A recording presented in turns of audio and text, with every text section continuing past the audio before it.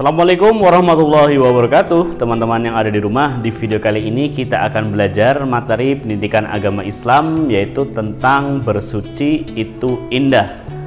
Alhamdulillah, agama kita agama Islam. Islam adalah agama yang sempurna yang mengatur seluruh sendi-sendi kehidupan. Di antaranya yaitu tentang kebersihan badan dan kebersihan lingkungan. Sesungguhnya Allah SWT juga mencintai keindahan dan juga mencintai kebersihan. Seperti dalam sebuah hadis yang teman-teman sudah hafalkan, at-tuhuru satrul iman. Sesungguhnya kebersihan itu adalah sebagian dari iman. Jadi teman-teman, dalam sebuah Al-Quran surat Al-Baqarah, Allah SWT juga berfirman, Bismillahirrahmanirrahim, Innallaha yuhibbut tawabina wa yuhibbul mutatahhirin, yang artinya Allah menyukai orang-orang yang tobat dan menyukai orang-orang yang mensucikan diri. Quran surat Al-Baqarah ayat 222.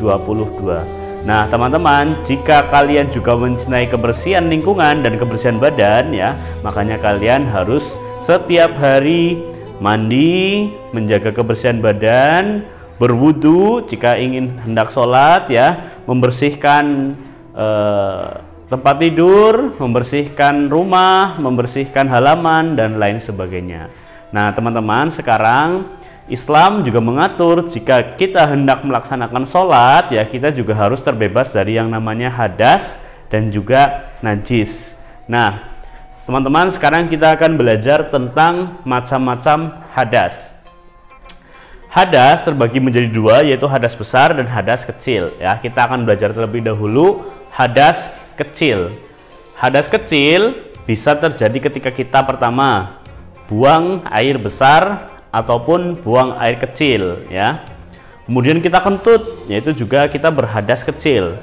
Hilangnya ingatan atau tidur ya teman-teman, jika kita misalkan tidur ya atau hilang ingatan itu contohnya apa ya? Hilang ingatan misalkan kita pingsan ya, ataupun tidak sadarkan diri, yaitu ini kita namanya hilang ingatan. Kemudian yang keempat, bersentuhan kulit antara laki-laki dan perempuan yang bukan muhrimnya. Maka ketika teman-teman mempunyai hadas kecil ini ya, ketika ingin sholat ya, kalian juga harus bersuci ya, atau disebut juga dengan toharoh. Kalian harus mengambil air wudhu ya, ataupun bertayamum jika kita tidak memiliki air ataupun kita sedang dalam pantangan bersentuhan dengan air. Oke teman-teman, tadi kita belajar hadas kecil, sekarang kita juga belajar hadas besar. Apa itu hadas besar? Nah hadas besar ini teman-teman ada banyak ya. Yang pertama yaitu haid ya. Haid ini terjadi kepada wanita atau perempuan yang sudah cukup umur ya teman-teman.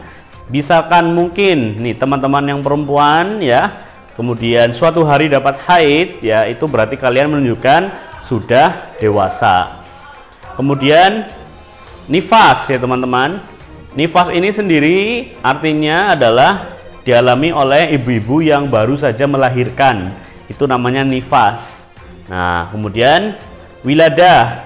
Kalau wiladah yaitu ketika ibu-ibu melahirkan, itu namanya wiladah. Dan yang terakhir meninggal ya. Kalau seorang mengalami atau meninggal, berarti dia memiliki hadas besar. Nah sekarang teman-teman, kita akan belajar bagaimana cara mensucikan diri atau taharoh dari hadas kecil dan hadas besar.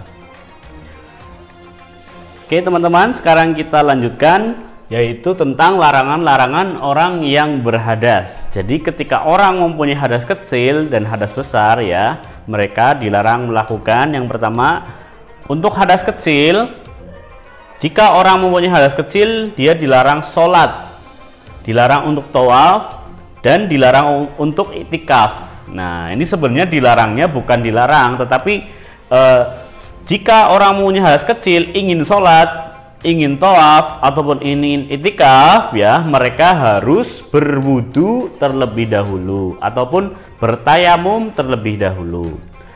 Oke, sekarang bila orang memiliki hadas besar ya, larangannya sama ya, ini sholat, tawaf, itikaf, berarti sama nih, baik hadas kecil maupun hadas besar ya, mereka dilarang sholat, tawaf, itikaf sebelum ya melakukan toharoh terlebih dahulu. Kemudian yang kedua yaitu membaca Al-Quran. Kemudian yang ketiga berpuasa. Ini khusus ya teman-teman.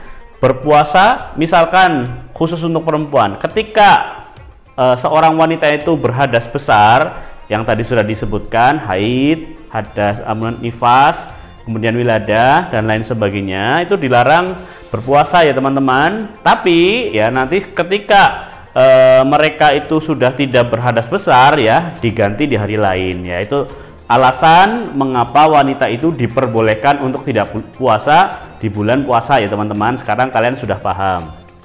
Bagaimana untuk mensucikan diri dari hadas besar, yaitu teman-teman yang disebut dengan mandi wajib ya, atau mandi junub. Mungkin lain hari kita akan pelajari bagaimana cara mempraktikkan mandi wajib. Oke teman-teman, dari video ini kita sudah belajar tentang macam-macam hadas, kemudian cara mensucikan diri dari hadas, dan larangan-larangan jika kita memiliki hadas, baik hadas kecil maupun hadas besar. Di video selanjutnya kita akan belajar cara mensucikan diri, yaitu dengan wudhu dan dengan tayamum dan istinja. Oke teman-teman, kita ketemu lagi di video-video kita selanjutnya. Assalamualaikum warahmatullahi wabarakatuh.